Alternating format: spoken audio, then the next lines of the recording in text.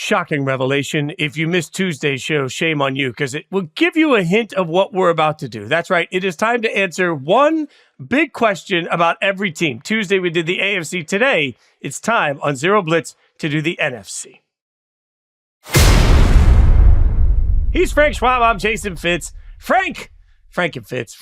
Look, I'm excited, Frank. I got to be honest with you. I've had the joy down in my heart for the last couple of days, because we had a blast on Tuesday going through every single team and figuring out the big question for all of them. It has me sort of juiced for football season. We're going to do the same thing today, but before we get to that, we have big breaking news as we start Zero Blitz, and that is that the Falcons have they've been punished now for tampering, including the signing of Kirk Cousins and a couple of other free agents. They were fined $250,000. Now, mind you, $250,000 to a billionaire is like what you and I spend when we go to Starbucks, but that's fine. They were fined a billionaire Starbucks. Arthur Blanks lost his Starby money for the week. They were also, their GM fined $50,000. That's not nothing. And then the team lost a 5th round draft pick. So Frank, let me just ask you this.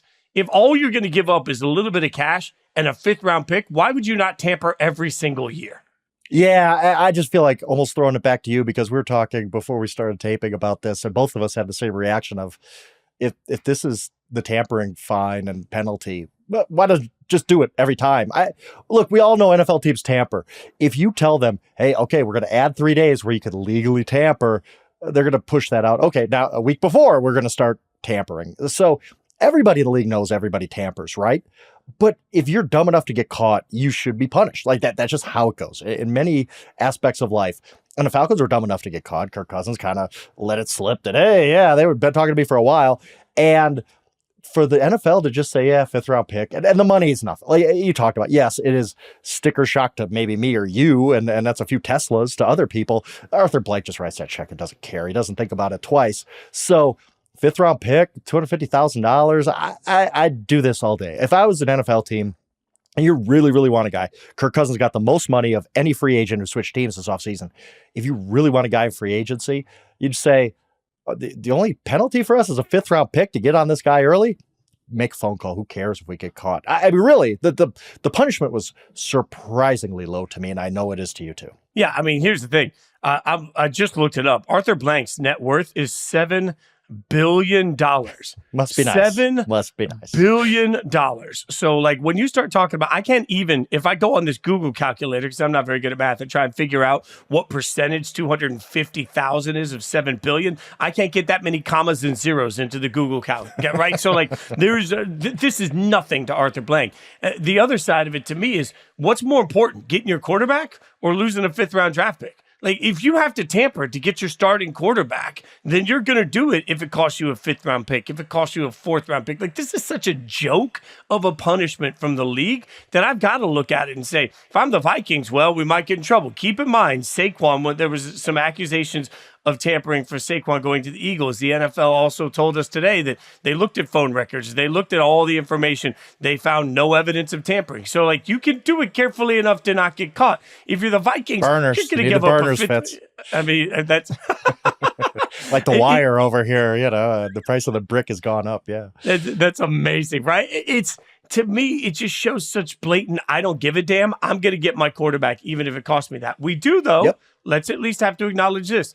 It adds to the cost of acquisition for Kirk Cousins when we eventually talk about whatever the future looks like for Michael Penix Jr. Because now you gave a quarterback a guaranteed contract of what? I'm trying to find the numbers. It was 180. I don't remember the guaranteed, but yeah, $100 million guaranteed, $180 million contract, and you gave up a 5th round pick for the tampering portion of it. Like that's not nothing when we talk about Michael Penix Jr.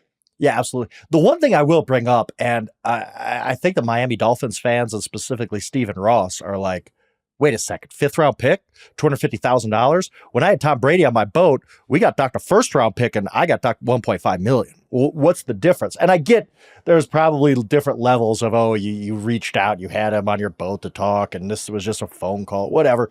But tampering is tampering, right? Quarterback is quarterback. What's really, I don't know. Like, I get it. There's nuance with that, and it's not apples to apples necessarily. But if I'm Stephen Ross, I'm making a call to Roger Goodell today, saying, what? They got a 5th? We got to talk to 1st. This is ridiculous. I'm pretty upset if I'm the Dolphins and Stephen Ross, because look, tampering should be tampering, right? Like if you're dumb enough to get caught, you deserve to pay the penalty. As we've talked about, though, the Falcons and how much of a penalty? Yeah, it adds to the cost. And fifth round picks aren't nothing. There's a reason teams hold on to these picks like gold, but at the same time, to land their guy, if that helped at all, getting in on early with Kirk Cousins and realistically tampering with him, well, it was probably worth it for them to give up that fifth round pick in addition to the $180 million contract. Why do I feel like Goodell in the NFL offices were like, it's Kirk. It's a fifth round pick for Kirk. It's first round pick for Brady because it's Brady. Right. But if it's Kirk, it's a fifth round pick. Also, real quick before we get into the deep dive on everything, I've seen some of the releases come out. Quarterbacks have me thinking of the Netflix show. The receiver show is about to come out. You excited for the receiver show that follows the Justin Jefferson, Devontae Adams of the world, like the quarterback Netflix show for receivers? Absolutely. I mean, the quarterback show was so good. I mean, it exceeded my expectations. I mean, I was a little late to it. For some reason, I couldn't watch it until it was out like 2 weeks, but I'd heard so much, everybody telling me, hey, if you watch this quarterback show, I'm like, I need to watch this. And it was great. So yes, the level of storytelling they had was excellent. I think we're both out on Hard Knocks. We've talked about that before. Whereas shows like this are just a different formula. And now you add the receivers. We all know receivers have different personalities. Let's be kind about that. So I'm interested to see just the inside lives of these guys. Anything where you can bring me into an NFL locker room, the life of an NFL player, and do it in a way that seems creative and interesting, I'm all in for. I'm all in for some of the like offshoot Hard Knocks stuff, the offseason Hard Knocks thing. If they do that correctly with the Giants, I think that's going to be excellent. And yeah, I'm really looking forward to the receiver show. Yeah, I just want to see how much drama we actually get from all these guys, because certainly each of them live through different levels of drama, and they're receivers. So we'll see. Right. And also, by the way, I'm sure we learned so much more about Kirk Cousins as a dude, and he came off so likable, and I thought he changed his entire reputation. I really do. I think that Kirk Cousins was kind of a punching bag for everybody, and then they watch that show and they're like, actually, he's kind of a cool dude. Yeah, he's dad joke cool, but he's kind of a guy who you don't want to just rip incessantly, so I thought he came off so well in that show. We just learned a lot about him in that show. I think the same is going to happen for maybe a Justin Jefferson, where nobody dislikes Justin Jefferson, but it might just be a whole new level of appreciation for who he is as a person off the field, in addition to the great receiver he is. All right, so let's get into it. We did the AFC on Tuesday, God's conference, and now we're going to get to the other conference, the one that some people like better. I don't know why. The NFC is up next. This is what we're going to do. We're going to go from worst to first as we look at a big question, one big thing. It doesn't have to necessarily be the same burning question you've heard from anywhere else. It's something that's wildly on our mind as Frank has been prepping the previews going into the season. So, Frank, we will start with you, good sir. You get to go first, and we will start with the Carolina Panthers. So you are on the clock with your one big question for the Carolina Panthers. What do you got? My one big thing for the Carolina Panthers is, did they do enough to help Bryce Young? And I think the answer might be yes.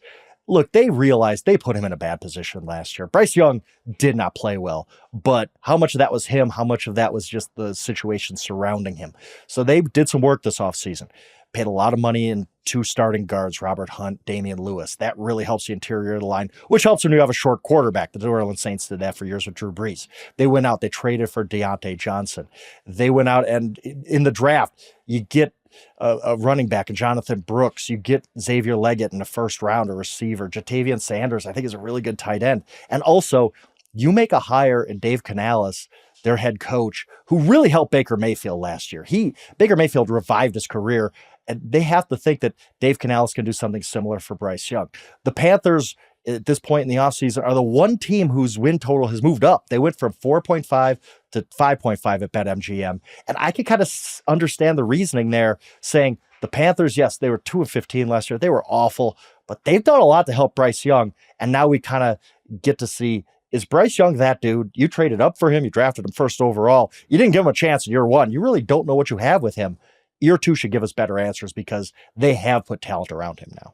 Yeah, I agree with that. I think the offensive line talent was particularly important too for Carolina. And Look, nothing's going to change the fact that Bryce Young is going to be forever judged by what C.J. Stroud does. So if C.J. Stroud continues to just ascend, it only puts more and more pressure on Bryce Young to become a competent starting quarterback as quickly as possible. And I think we just got to remember the revisionist history that's happening right now. There were questions about the size of Bryce, but virtually nothing else was questioned by anybody. So let's see now if they've got the right pieces in place to put around him to make him successful. Speaking of pieces around a quarterback, I'll go to the Arizona Cardinals. All right. And the Arizona Cardinals, I think there's one big question for them, one big thing, one big curiosity for me. And that is Kyler really him?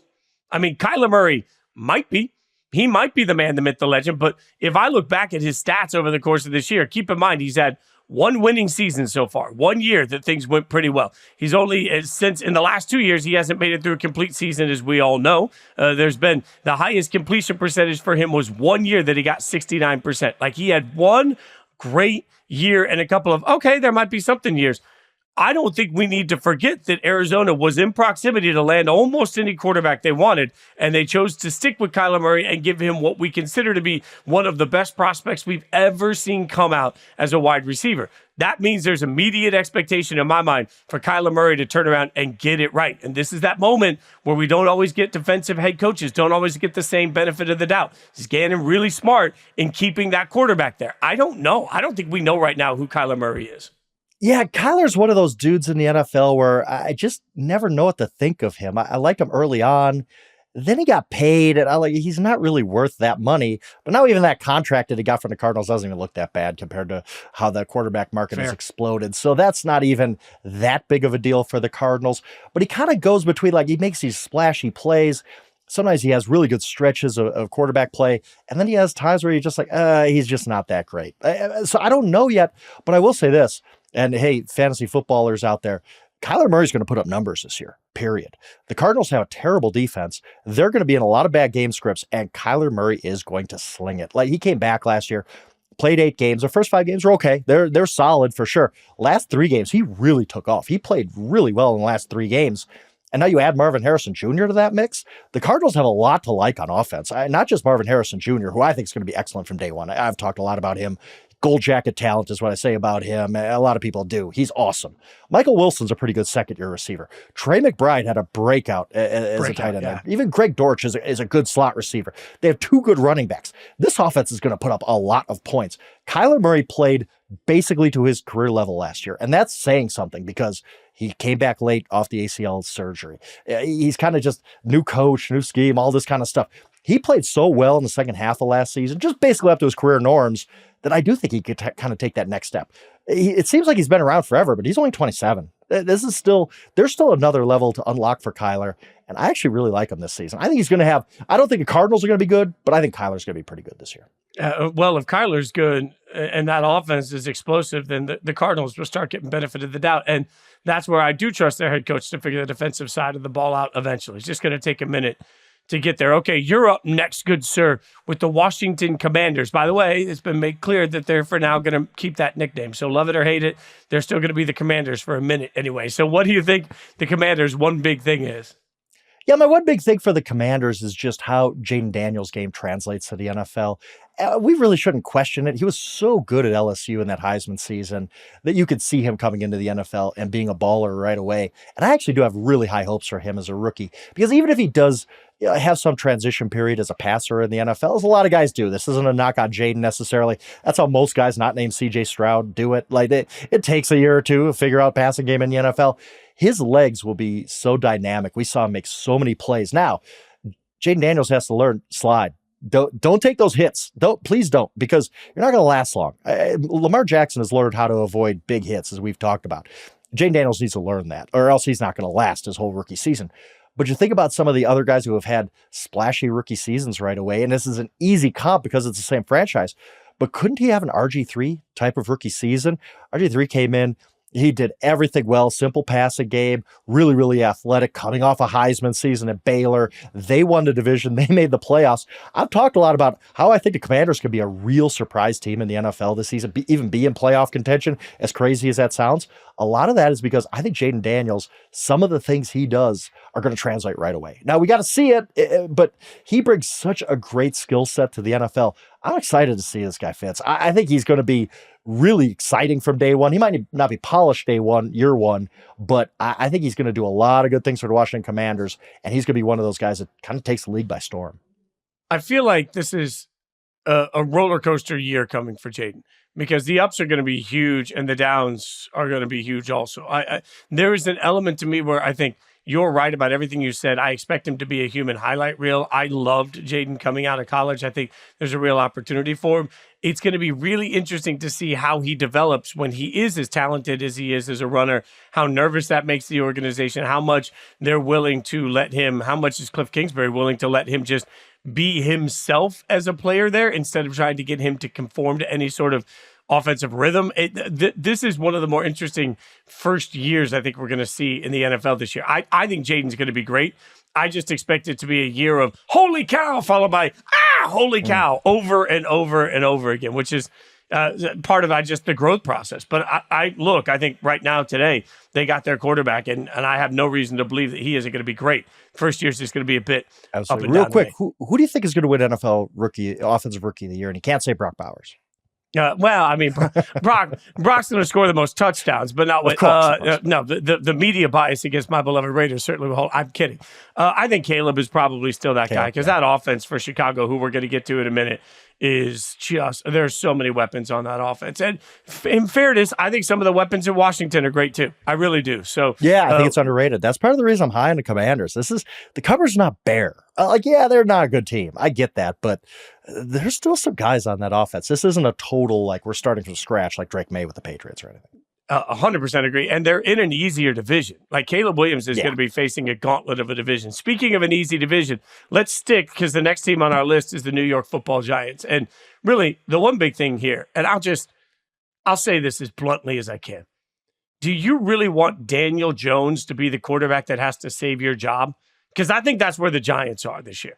If Brian Daboll and the Giants go off the rails, Brian Daboll is going to lose his job as the Giants head coach. And part of it's going to be because of Daniel Jones. And look, I don't think Daniel Jones is particularly bad. I just don't think he's particularly good. He has moments. He's a mediocre NFL quarterback. And there are many teams that have a quarterback that falls into this category. Can win you some games, probably going to lose you some games, but not really the guy that lifts all time, sinking ships around him and turns it into something epic. That's not Daniel Jones, right? Like, Daniel Jones is going to be, best case scenario, he's going to be serviceable. And I don't know that serviceable is enough in New York to keep Daboll and that coaching staff employed. So I think the big thing is, can Daniel Jones save somebody's job? And to me, Frank, the answer to that is no. Yeah, I'm kind of with you here. I think we kind of both agree on Daniel Jones. He's just middle of the road. I think that the Giants said a lot when they were trying to trade up to draft his replacement. He kind of got stuck. He couldn't move up to number 3, where they probably would have drafted Drake May. So another year of Daniel Jones. He has a shot to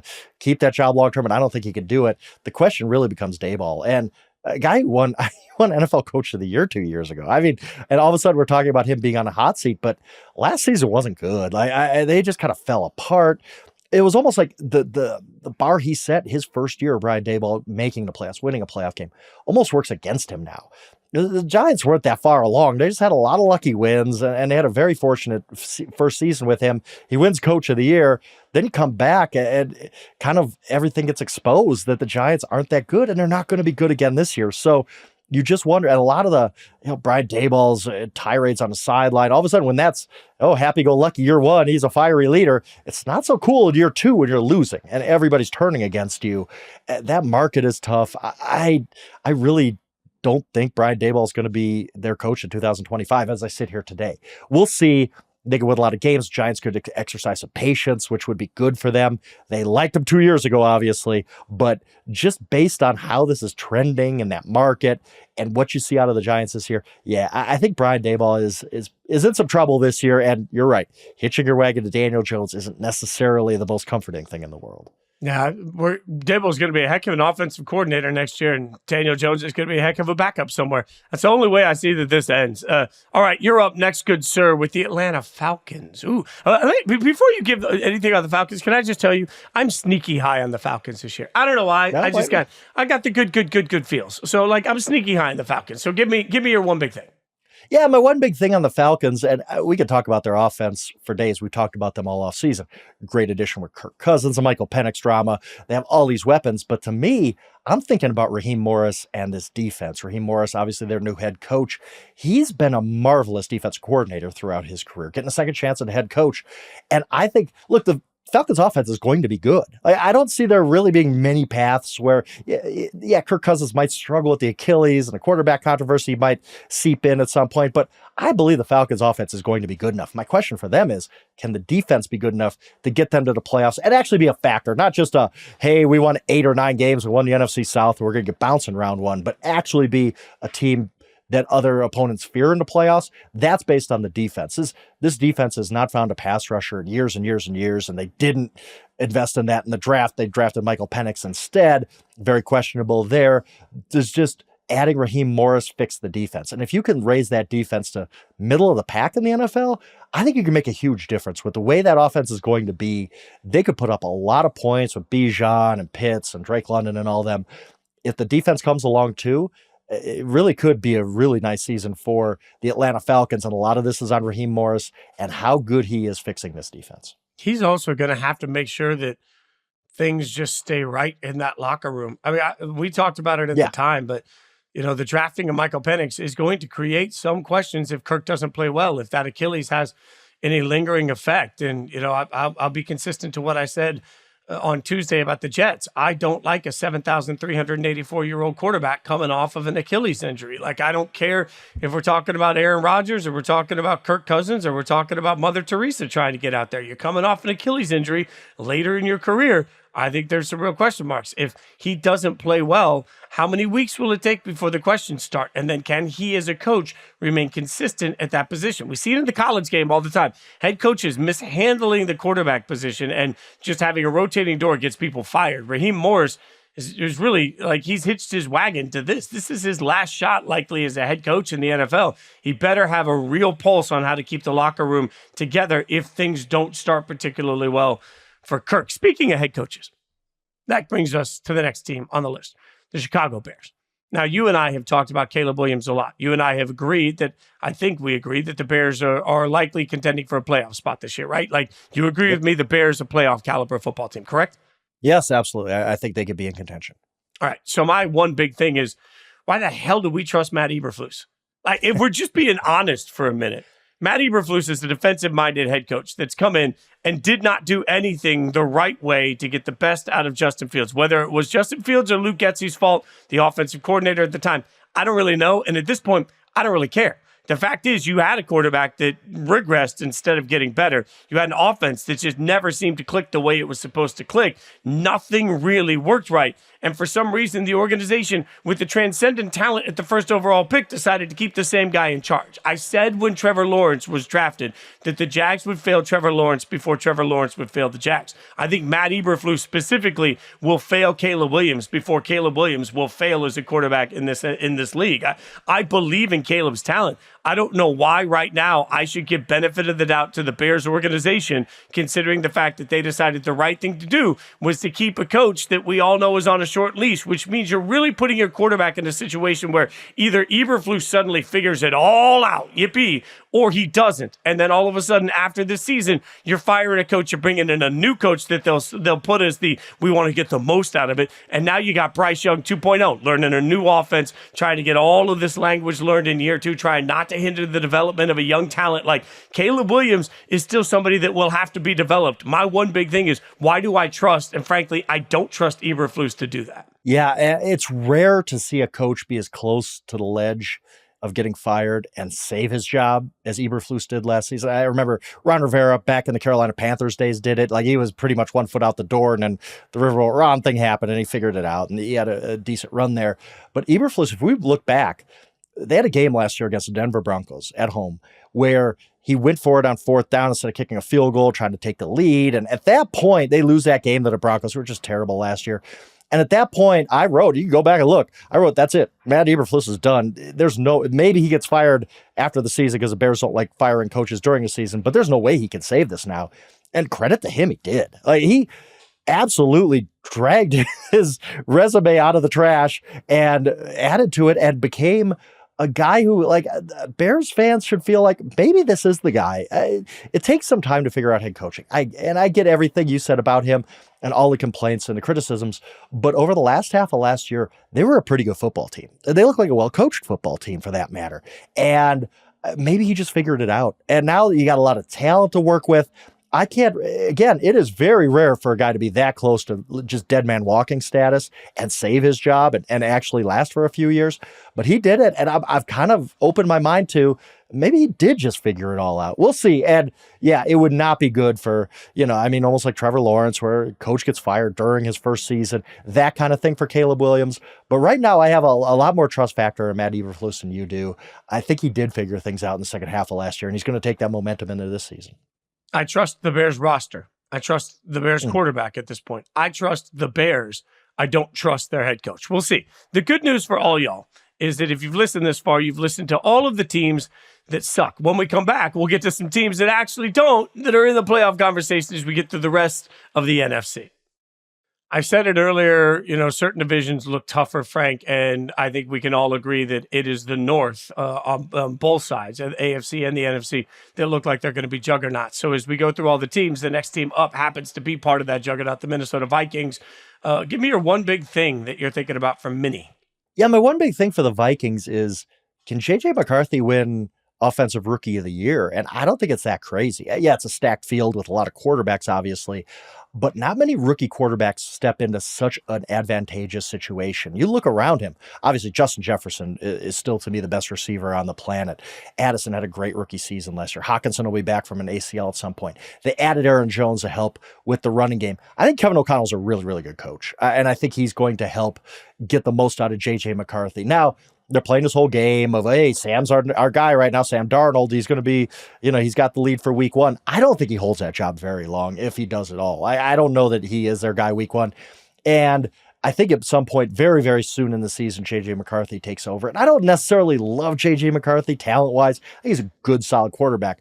But just stepping into that situation is going to be so good for him that I think he can be the type of player that's in the Rookie of the Year conversation all year long. Obviously, voters love quarterbacks. So if you're going to go some long shot right now, not even that much of a long shot, but somebody who's not one of the top 2 or 3 favorites, I think J.J. McCarthy has a real chance to have a good rookie season. And as crazy as it sounds, maybe have the best rookie season out of all of these guys in this really star-studded, offensive loaded draft class.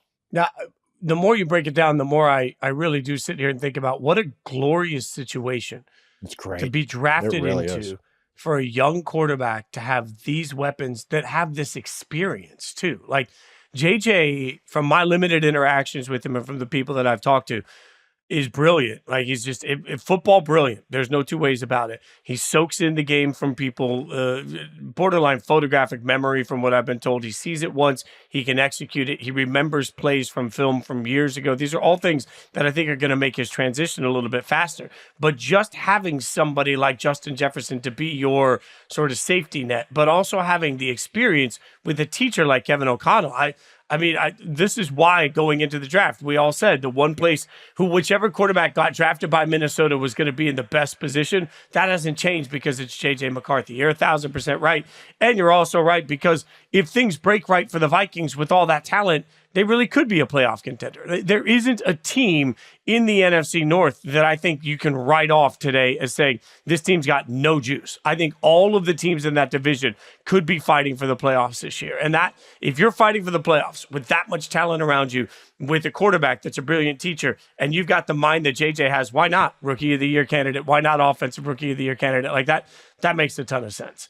Yeah, and I think I didn't like the Vikings go like before the draft, right? I was like, this team, boy, in that division. And then they drafted McCarthy, and you're like, this is a really good fit. Like this, wow, okay. Now I'm higher, much higher on the Vikings after the draft than I was before. It's going to be very interesting. They might just struggle because their division is so tough, but they're not going to be an easy out for anybody this year. Yeah, I'm excited for that, though, and excited for Kevin O'Connell, who has gotten so much cred for the way everything went down last year, right? And his ability to just teach the quarterback position in 3-4 days sometimes, right? Think about the opportunity for somebody that is as regarded as he is to now shape from day one somebody that he's going to have with him, if it all breaks the way they hope, for the next 4, 5, 6, 7, 8, 10, 15 years. Like we said on Tuesday, the only path to winning the Super Bowl is to really believe that you can have the best quarterback in the league with the best head coach in the league. I think that's a tall ask for anybody, but I do believe you need this perfect tag team when you talk quarterback and head coach. Two guys that are on the same page, that have personalities that are able to mesh, two guys that understand and they see so much about football the same way. If JJ and Kevin O'Connell can be that out of the gates, I think it puts them a step ahead, and Vikings fans then suddenly can feel differently about their team than they have in a minute, because Vikings fans didn't buy into Kirk Cousins the way they can buy into this experiment with this quarterback because of the combo of quarterback and coach. Yeah, I totally agree. And it's a good point. It's almost like Kirk was the hired gun, and he made all that money off the top. And, that just, it gets people sour right away. Oh, you're making this much, you need to play at this level. Right now, JJ McCarthy, they can grow with him. And Kevin O'Connell can, like you said, I think that's really well put, can shape him from day one into the quarterback he wants him to be. And as we've seen with Kevin O'Connell, that's a pretty good thing. All right, so that brings us to our next team on this list. And I'm going to ask you a rhetorical question before I bring up, as we break down the New Orleans Saints. What's the worst thing in sports, Frank? The worst thing in sports is not being bad, all right? That you can be bad. You can suck, and that's going to be okay. The worst thing in all of sports is becoming irrelevant. And in my mind, when you talk about the New Orleans Saints, the one big thing is, who cares? And I'm not saying this to attack Saints fans or the Saints organization. I'm saying that when you have had a Hall of Fame coach and a Hall of Fame quarterback and all of the momentum and the great stories and the feel-goods and all of these things that New Orleans had for a generation, you wake up one day and you realize that post that, it's not that you're good or bad. The Saints, as you pointed out when we were getting ready for this show, the Saints had a winning record last year. They're not a bad football team. They're an irrelevant football team. They don't have somebody that every fan listening will just flock to find out, hey, what's this guy doing? They don't have the fantasy superstar. They don't have the head coach that how many people even know what Dennis Allen looks like unless you've been around Dennis Allen, right? Like, they've got Derek Carr, who's always very good, but never really fires up the world to get into the spot of being glorious and great. Like, the Saints are no longer a conversation piece. And this exercise is proof positive of that, because it's not that there's anything wrong with their team or anything right with their team. Their team is just sort of there. Yeah, totally, 100%. And even with some of their individual guys follow that. Like, everybody likes to think that Derek Carr was terrible last season. Not really. He was fine. And that's the thing. He's fine. The Saints were fine. Chris Olave, he was fine. Like, it's not like these guys were awful or terrible. It's just so unimpressive and uninspiring. And yes, you're right. As far as being just kind of stuck in the middle of the road here, can this Saints group ever win a Super Bowl? No, absolutely not. Like, unless you just get some crazy fortunate breaks and have a bunch of breakthroughs we don't see coming from guys like Rashid Shaheed becomes like the next Justin Jefferson or something. But that's probably not going to happen. And the Saints team probably is never going to be a contender as constructed. But yet they're good enough where you can be like, hey, we're 9-8 last year. How could you just tear that apart? We got to make a run at this. The division, it almost like it's the division, the NFC South, is so bad that it's hurting the Saints it being honest with themselves, because they're always in contention, right? But that's just because the NFC South has been so bad the last couple of years. It might be again if the Falcons thing doesn't work out as well as we think, or Buccaneers, unless they take a real big step forward. They were just 9-8 last year too. So it's almost like the Saints talk themselves into being better than they are when we all know they're not a Super Bowl contender. And you're right, they're irrelevant. And it's weird for a franchise that was so exciting in the Breeze Payton era. Even when they were bad, even when they were putting up losing records, they're fun to watch. They lose a lot of 38, 35 games, but this team is just kind of, there's only a few teams in the NFL where if you have Sunday ticket, you're just never turning on that game unless you're really into the opponent. And the Saints are one of them. There's just really no reason to flip the channel to them. So one of my favorite exercises in life to play friends and relationships is the shoes on the other foot game, right? Like, so you put yourself in my shoes. How do you see this? What you just said is the biggest sort of example of the problem that the Saints face right now. If we were, you and I, getting to make the NFL schedule, and we were like, you know what? We want to get a juicy Sunday night football game, just the sort of Sunday night football game everybody will flock to, okay? The bosses hand us one card and it says New Orleans Saints.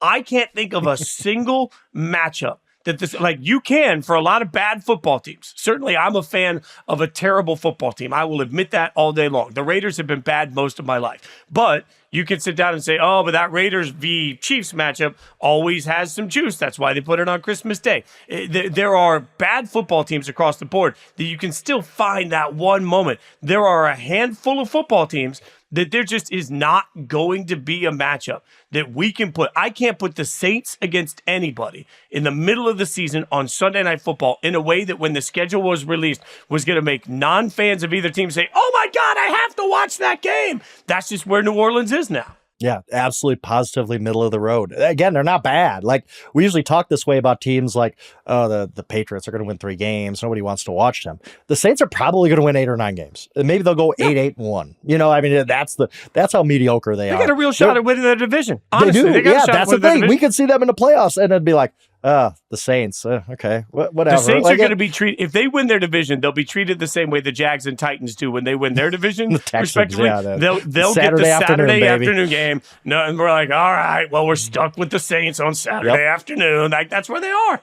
Yeah, and it's just shocking because a few years ago, that was one of the must-watch teams in the NFL. The next team up on the list, one big thing, Seattle Seahawks. This one's interesting to me, Frank. A lot of ways you could go. Totally new Seahawks team. What's your one big thing? Yeah, my one big thing for the Seahawks is kind of the obvious one, and it's which Geno Smith are we going to get this season? 2 years ago, he was legitimately good. That wasn't a fluke, what he did 2 seasons ago.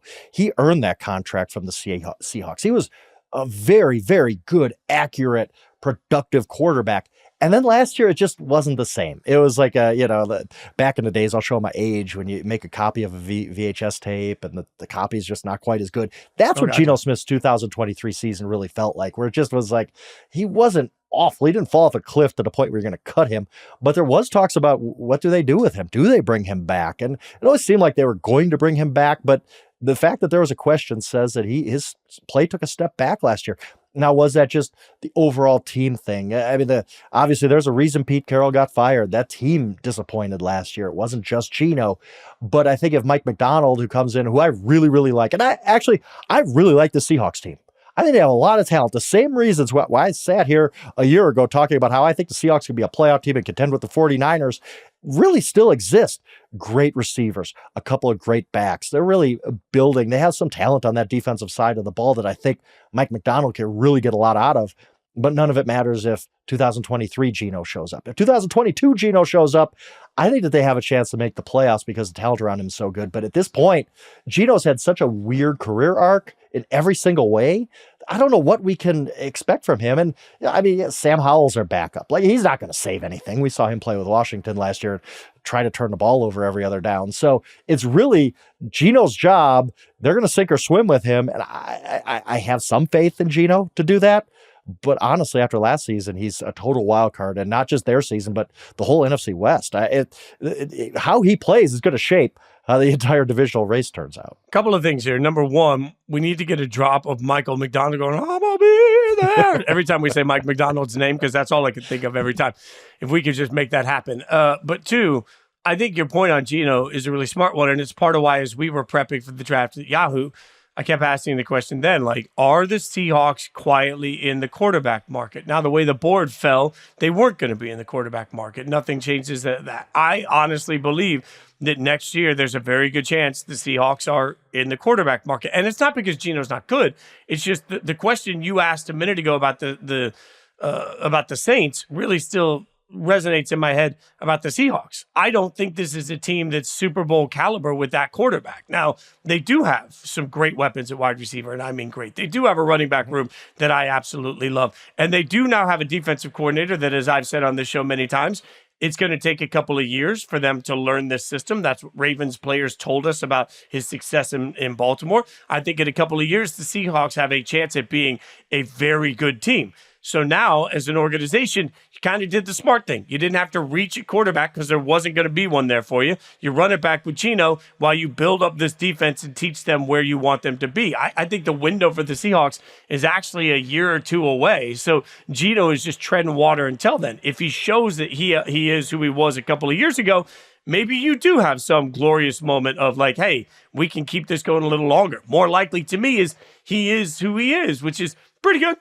But pretty good ain't going to win you consistently Super Bowls, right? So you're going to have to get something better. I love your question. My question to you, in 2 years, do you think Geno Smith is the starting quarterback of the Seattle Seahawks? No, I can't. I don't think so. I think at some point they'll just want a higher ceiling like you've talked about. But I think he can be good this year, and I think this team can make the playoffs. So I'm kind of contradicting myself, but I just think at some point before the next 2 years come up that they're going to say, it might even be a bridge thing where they draft somebody and Geno's kind of lame duck for a season, kind of teach a new kid. But I think that Geno could be good this year. I think they can make the playoffs, but I also don't think Geno will be their starting quarterback in a couple of years. Yeah, I agree with you. I think Geno's got a future for many years left in this league as long as he wants to, but I do not believe that he's going to be the starting quarterback here. I just don't feel like he's going to get to the level they want him to get to consistently. So, speaking of quarterbacks and analysis, that brings me to one big thing for the Green Bay Packers, because obviously the one big thing is always about Jordan Love. My question really about the Packers this year is, what is the appropriate expectation for Jordan Love? And what I mean by that is, if you look at the end of the year, and I've got the splits up here, if you look here after, we all talked about the Raiders game, after the Steelers game, like there was a period here where he was playing terribly. And then all of a sudden the light went on.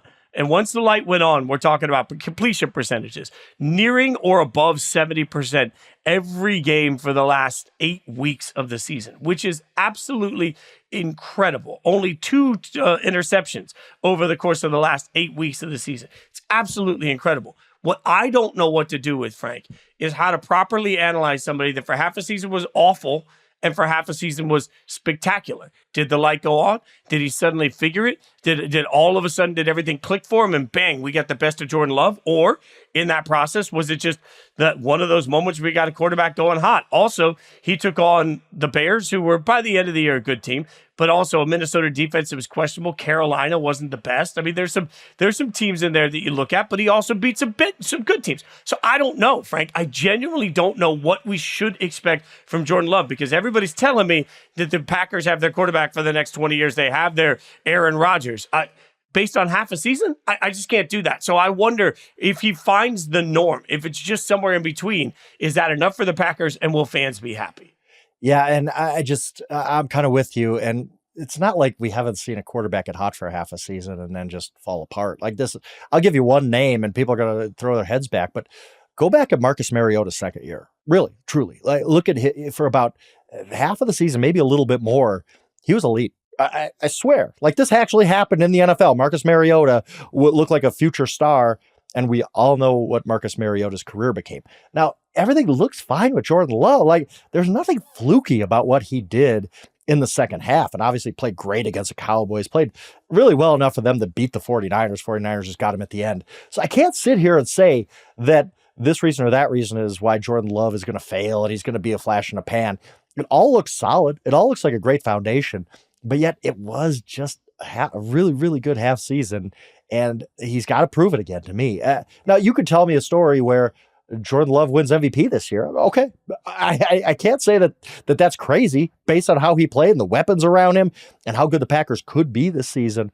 But I kind of just need to see it again. I like him. I think he's going to be really good, but I'm also have that in the back of my mind of I just don't love jumping to conclusions off of small sample sizes. And I do go back and look at the Raiders game. That ain't a guy. Look, we're getting all these lists coming out right? Like the top quarterbacks, ranking the quarterbacks. I see Jordan Love really, really high on some of those lists. And I'm like, go back and the Raiders game wasn't that long ago. Go back and look at it. Does that look like a top 3 quarterback to you?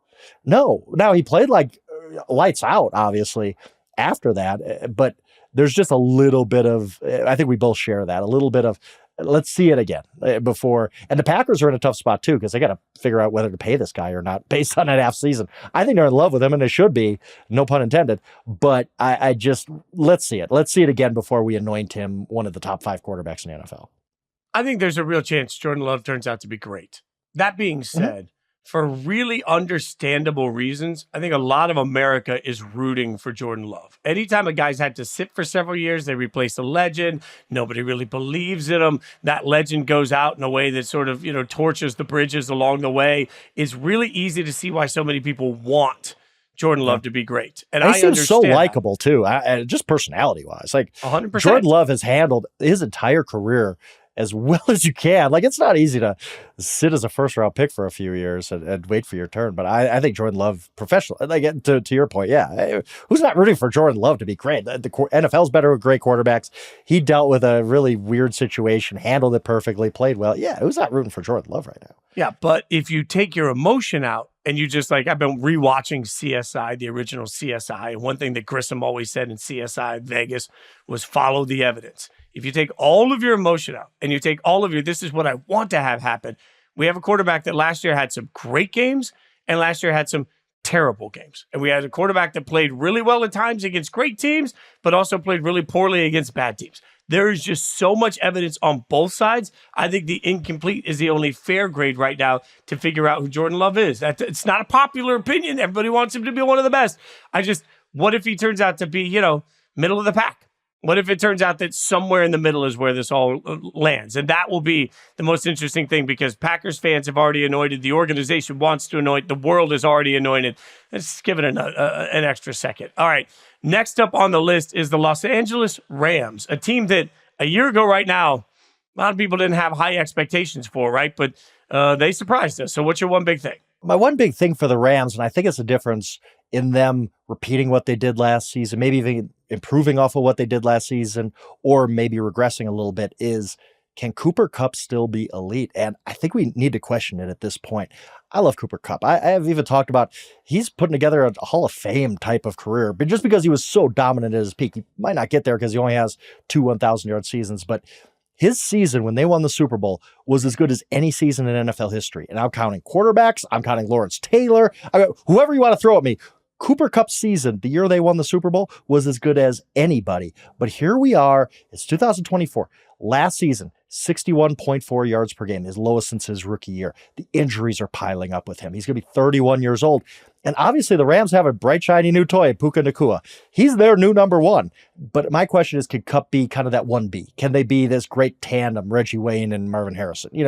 If Kupp can return to what he was a few years ago and the injuries haven't sapped him too much, just think about that offense. Matthew Stafford played out of his mind last year. I thought this is weird for a guy who has so many yards and a Super Bowl ring, but I thought Matthew Stafford last season played his best football. I thought last year was Matthew Stafford's best year.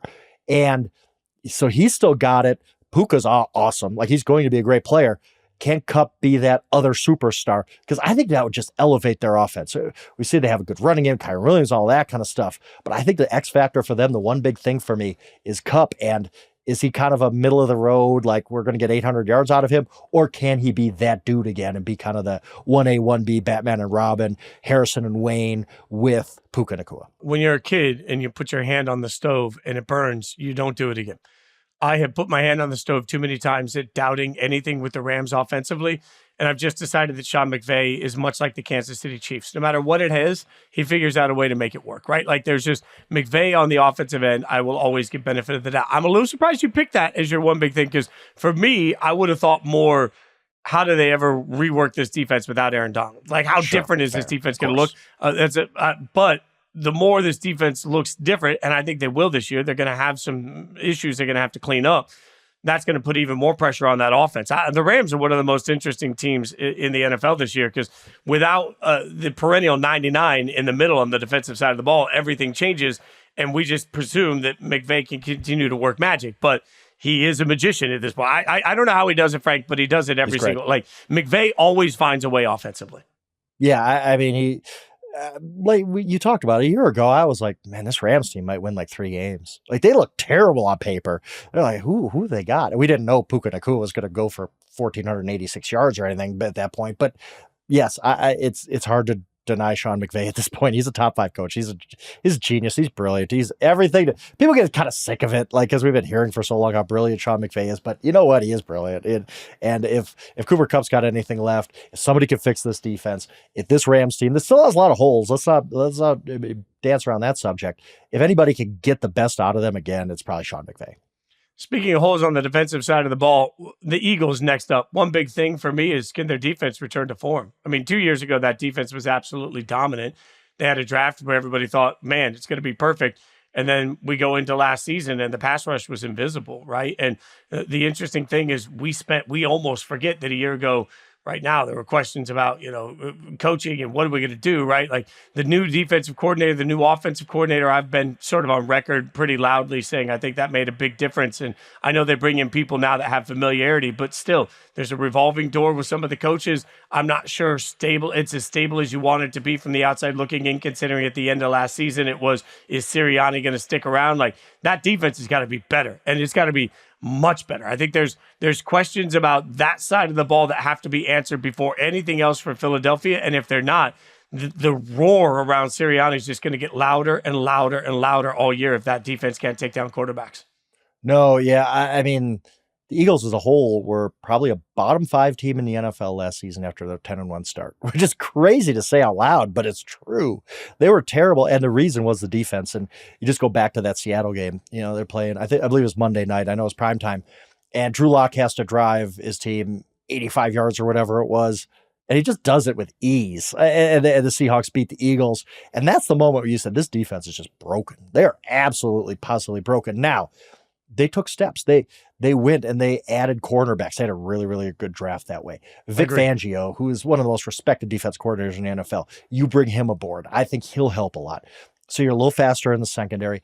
And then I think that really, when I think about the Eagles, the key for me is Bryce Huff. They signed this guy, he's 26, from the Jets, who just had this monster breakout season, and all of the advanced metrics support that Bryce Huff was legit last year. But yet, he still came out of nowhere and had one great year. Is he that dude? He kind of replaces Hassan Reddick. And if Huff is that good, and the secondary improves, obviously, and Fangio and all this kind of stuff, it could all click again. This Eagles team is not far removed from being 10-1, not that far removed from being in a Super Bowl. But I agree with you. The defense has to not only improve, but improve by leaps and bounds, because they were just awful at the end of last year. And I think they could do that. I think the improvements they have made, they looked at themselves in the mirror and said, what do we need to do? Well, we need to get faster on the defensive side, especially in the secondary. We need a new coordinator, a new voice. I think they've done a lot of good things that really should get them back on the right path. All right, so where are you on Tampa Bay? They're up next on your one big thing. I just wonder, look, this happened with the Eagles. So my one big thing for the Buccaneers is how much do they miss Dave Canales? And let me go back to the Eagles. They come off a Super Bowl. They lose both coordinators, Steichen and Gannon. And we just kind of overlooked it, right? Like, oh, well, no big deal. Sirianni's still there. He'll figure it out. And they really miss their coordinators. And I think that's the one thing in all this crazy NFL analysis that we do, and we talk about it all off season, 12 months, 365 days a year. We don't spend enough time saying maybe losing their coordinator is a big deal. Dave Canales had an awesome season for the Buccaneers last year. I think he's a main reason that Mike Evans still was able to crank out another great 1,000-yard season. Baker Mayfield obviously revived his career. Canales goes to the Carolina Panthers. He's their head coach now. And you just wonder, how much does that affect everything they're doing? Liam Cohen comes in from the University of Kentucky. He's only had one season as an NFL offensive coordinator. That was with the Los Angeles Rams. It didn't go that great. And he was, Sean McVay obviously is the figurehead of that offense. So we don't know what to make of their new offensive coordinator. And he's replacing a guy who did everything right last year, especially with Baker Mayfield and rejuvenating him. So I just wonder, losing Dave Canales, how much does that affect the Tampa Bay Buccaneers? Yeah, and I got to wonder, too, what that means, because earlier we talked about Geno. Geno had a great year and then fell off a little bit. Like, it's pretty reasonable considering last year I kept making the comp to Baker and Geno for the breakout success and even for the contract he got. Feels like there's a lot of Geno comps. If Baker takes a little Geno step back, then all of a sudden, yeah, like that's where we're going to be. So I think you're spot on with Canales, but also what's that mean with Liam Cohen and Baker Mayfield getting together? What's that mean for Baker being comfortable in this offense? Like that's a variable that will absolutely it will mean everything to Bucks. And I got to say again, like, I think Tampa Bay is in a super winnable division, right? So for all of these teams in a super winnable division, they're not necessarily great teams. You just got to put it together, figure out how to win. All right, I've got the Detroit Lions next. And I'll ask you this question, because to me, the one big thing is simple. Is the Lions secondary Super Bowl worthy? Because what in my mind, what has really happened here is the expectation has shifted in a way the Lions organization has truly never experienced. The expectation now is that the Lions are going to be a Super Bowl caliber football team, which means every one of your position units has got to have Super Bowl caliber play all across the board. There were some real questions about that secondary at times. I just wonder, do the Lions have what they need to be able to beat the best of the best in the NFC and the best of the best in the AFC the way they are currently constructed there? That's the answer for every single thing has to be Super Bowl or bust for this team because they are in that window. Agreed. I do like their secondary. I think that they went out and, again, had a lot of self-awareness. Hey, the secondary is not good enough to win a Super Bowl. So they went out and tried to fix it. Terry and Arnold falls in their lap in the first round of the NFL draft. As perfect of a pick as talent and need as you're going to find. And then they double up with Rakestraw after that, who I think is a good young talent. They went out and traded for Carlton Davis, who is still, like, he isn't as great as he was a few years ago, but I still think he has something left. I think Brian Branch is a star in that secondary, and he showed that as rookie last year. So I think that they looked at what they had to do, and they just said, the talent's not good enough. We need to add to it. And they added some dudes. And I think if Arnold plays well as a rookie right away, and I think he will, I think the Lions secondary is good enough. It's getting hard to find a weakness in the Detroit Lions roster. This is a really, really good football team that's quite motivated after blowing the NFC Championship game last year. And to your question of, is the secondary good enough to win a Super Bowl? I think it might be. It's not the best secondary in the NFL, but it doesn't have to be. That's not going to be the strength of their team. You trust youth. You trust youth more than I do, because I agree with everything you said about Arnold and Rakestraw. And look, if we're just talking about, hey, like, I put my draft host hat on, I loved both those picks at the time, and I love them still today.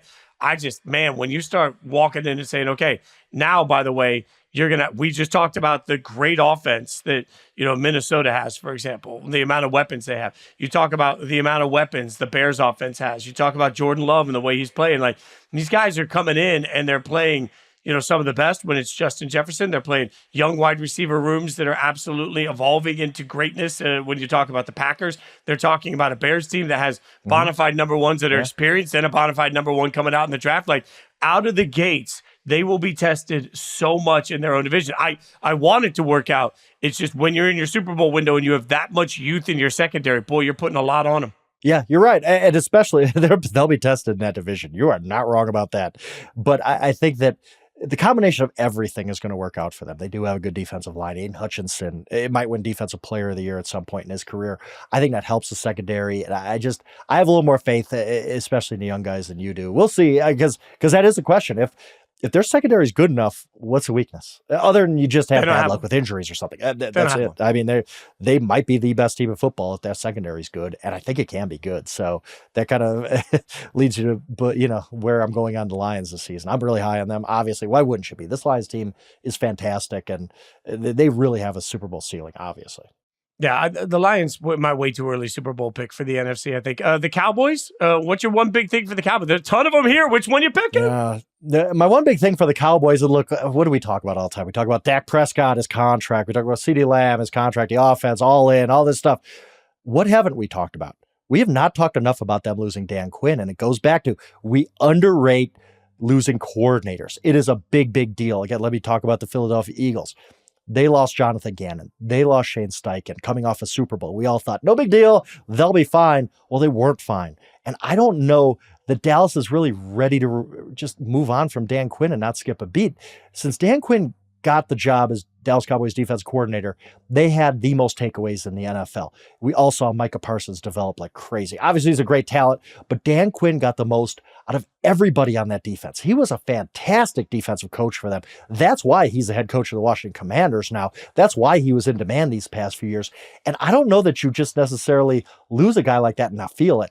this Cowboys team, we talk about the offense a lot because of Dak and because just offense. We talk about offense, but it's the defense that's really been running that show the past few years. This has been a top 5 defense the past couple of years. That's why they've been really, really good in a Super Bowl contender, even though they haven't gotten over the hump. I don't know if they get better without Dan Quinn.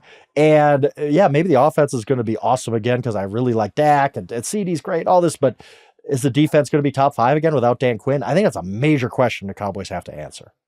Yeah, and they can't afford a step back. I keep saying this. They didn't address the running back in a way that I have any faith in this offseason. So really what the Cowboys told you is that their path to winning is to win the exact way they won last year, which means they're going to need a lot of turnovers. They're going to need their defense to be absolutely lights out, and they're going to need their quarterback to play at an MVP level. Like that's just fact to how they're built to win. So I think it's a really good point. And look, there's so much talent, at least from the outside looking in, there's so much talent that immediately puts pressure on the Cowboys. Let me ask you this: at the end of this season, in your mind, are the Cowboys one of the elite teams in the NFC? I think so, but not quite as elite as they were the past couple seasons, if that makes sense. I think there's still some wiggle room for them to take a step back, but still be one of the top 3 teams in the NFC, because I still think they are. I still think they're going to win that division. But I just wonder, I do wonder about the defense, and just that is my main question. I don't have any question about the offense. The offense is going to be good. Like that was a great offense. Obviously injuries and all that can seep in, but if they stay healthy, offense is going to be fine. I have no problem with them. It's just, can that defense kind of replicate what they had with Quinn, who I just thought did a masterful job his time there. And again, that's why he's the Washington Commanders head coach right now. All right. So that one team left in the NFC, the best of the best from the conference last year, yet again, the San Francisco 49ers. And I thought a lot about one big thing. If we could make it, can they just get over the hump? All of those rhetorical questions. But I'm going to just pose this as my one big thing for the 49ers. How loud is the noise around Brock Purdy's contract going to get? Because we talked earlier about Jordan Love and sort of the way people have fallen in love. There is a line in the sand for a lot of people on Brock Purdy, right? People either decide that he deserves the money, he doesn't. This is, according to Spot Track right now, his salary cap number for this year is $1.004 million. Are you kidding me? Really? Brock Purdy's contract, his cap number is just over $1 million. And important to note, you can't renegotiate a player until they finish year 3, right? So this is the first time at the end of this coming season he can be renegotiated because he was a late pick. He only has 4 years on a deal. So if you're a 49ers fan, you're listening saying, okay, well, we've got him for $1 million this year. And again, according to the worldwide interwebs, $1.19 million next year. I don't think there's any way in hell Brock Purdy's going to show up and play for $1.19 million. So now all of a sudden, if you're the 49ers and Brock, we get into this spot where you go from being a really amazing story that everybody loves to get behind to a very real question of, are you a $50 million a year quarterback? Because if systems make quarterbacks in San Francisco, they're going to have to answer that very real question. Brock Purdy has played too well, and if he has this season this year, I think most of us think he'll have. I think he's a very good quarterback. I don't really care if it's the system. He's putting up the numbers he's putting up. He's doing better than Jimmy G did in that. So there's a reason that they're keeping guys like him. So the 49ers are going to have to ask, are we willing to pay him $50 million a year? That's a much different proposition. And we look at the 49ers trying to figure out how to balance their money already with the stars they have. If Brock plays particularly well this year or doesn't, either way, the roar about his contract is going to be a wild distraction for everybody. It's crazy. I think that this might be the most interesting contract conversation we've ever had in the NFL. Maybe like Lamar, when he was on the franchise tag and all that. But this is up there because we've all agreed upon this, that the most valuable thing in sports is having a good quarterback on his rookie deal. And nobody's ever leveraged that. The 49ers might. You're going to get to the finish line at some point with Brock Purdy. And they're going to have a real conversation of, is this Kyle Shanahan or is this Brock Purdy? And can Kyle Shanahan find the next Brock Purdy? Or do we just pay Brock Purdy $50 million because we think he's that dude? These are hard conversations because obviously, I like Brock Purdy. I think he gets a lot of heat from people who don't want to be wrong about him. People get stuck in their takes and they just don't want to admit, yeah, Brock Purdy is a pretty good quarterback. Brock Purdy is perfect for that system. What makes him great, though, what made his numbers pop off the page and actually put him in the MVP conversation was all the guys around him. You can't have that type of supporting cast around him if you're paying him $50 million. This is the conundrum the 49ers face, and they have to think about this every day. What are we going to do? No team has ever really given up a quarterback like Brock Purdy. Just, hey, we're letting you walk. Sorry, we don't want to pay the price tag. Somebody brought up like Kirk Cousins. Well, if Kirk Cousins was 30 years old, not coming off an Achilles injury, the Vikings just would have paid him. Like that, he wouldn't have gone to the Falcons. Like that, there's no quarterback in his prime like Purdy who's put up numbers like Purdy who's just walked in free agency. But maybe this is it, because I think the 49ers have to have that real discussion of, is this a $50 million quarterback, or do we have a $50 million coach and scheme? And if we can find the next Ayuk and Samuel, McCaffrey, and put guys around whoever the next quarterback's going to be, we could replicate this, and we could keep doing this every 3-4 years and leverage that huge advantage you have when you have a quarterback in his rookie deal. I'm fascinated by this, Fitz. You are absolutely right. This is a major thing for the 49ers. Maybe not in, whether they win a Super Bowl this year or not, but for the future, for the next 10 years of the San Francisco 49ers, what they do with Brock Purdy's contract is absolutely intriguing. And to me, so often we ask players in this situation as fans to take a discount.